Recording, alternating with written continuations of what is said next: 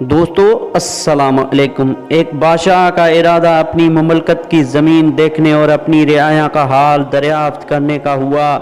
بادشاہ کے لیے شاہانہ جوڑا لایا گیا۔ کئی طرح کے جوڑے آئے اور ناپسند کر دیے گئے۔ ایک جوڑا جو پسند آیا وہ زیب تن ہوا۔ پھر سواری کے لیے ایک عمدہ گھوڑا لایا گیا، وہ پسند نہ آیا۔ کئی گھوڑوں کو ناپسند کرنے کے بعد ایک گھوڑا پسند کیا گیا۔ شیطان مردود نے اپنی نحوست اور بھی بادشاہ کے دماغ پر پھونک دی۔ بادشاہ نہایت تکبر سے گھوڑے پر سوار ہوا اور اپنی وسیع فوج کو ساتھ لے کر نکلا۔ راستے میں چلتے چلتے ایک فقیر ملا جس کا حلیہ نہایت ہی خستہ اور کپڑے پھٹے پرانے تھے۔ بادشاہ نے تکبر سے اس کے سلام کا جواب ہی نہ دیا۔ اس فقیر نے بادشاہ کے گھوڑے کی لگام پکڑ لی۔ بادشاہ نے نہایت حقارت سے اسے مخاطب کرتے ہوئے کہا کہ تیری اتنی جرأت کیسے ہوئی کہ تو نے میرے گھوڑے کی لگام پکڑ لی؟ اس نے کہا اے بادشاہ مجھے تم سے کام ہے۔ بادشاہ نے کہا کہ صبر کر، جب میں سواری سے اتروں گا تب کہہ لینا۔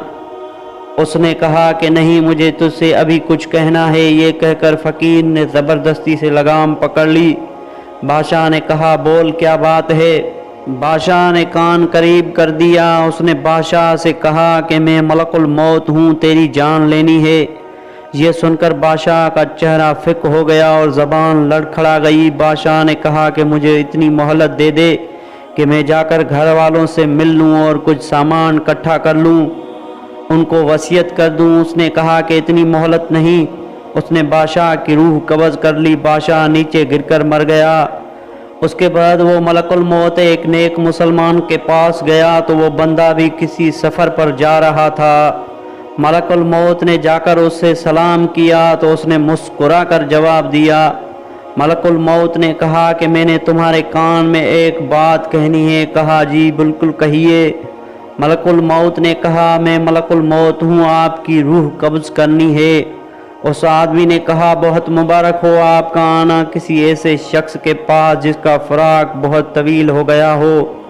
مجھ سے تو جتنے آدمی ملے ہیں ان میں سے کسی سے بھی ملاقات کا استحقاق نہ تھا جتنا آپ کی ملاقات کا تھا۔ فرشتے نے کہا کہ تم جس کام کے لیے گھر سے نکلے ہو وہ کام جلدی پورا کر لو۔ اس آدمی نے کہا مجھے اللہ سے ملنے سے محبوب اور کوئی کام نہیں۔ فرشتے نے کہا کہ تم جس حالت میں مرنا پسند کرتے ہو میں اس حالت میں روح قبض کروں گا۔ اس آدمی نے کہا کہ کیا تمہیں اس بات کا اختیار ہے؟ فرشتے نے کہا اے شخص مجھے اسی بات کا حکم دیا گیا ہے کہ تمہاری خوشی کو دیکھوں۔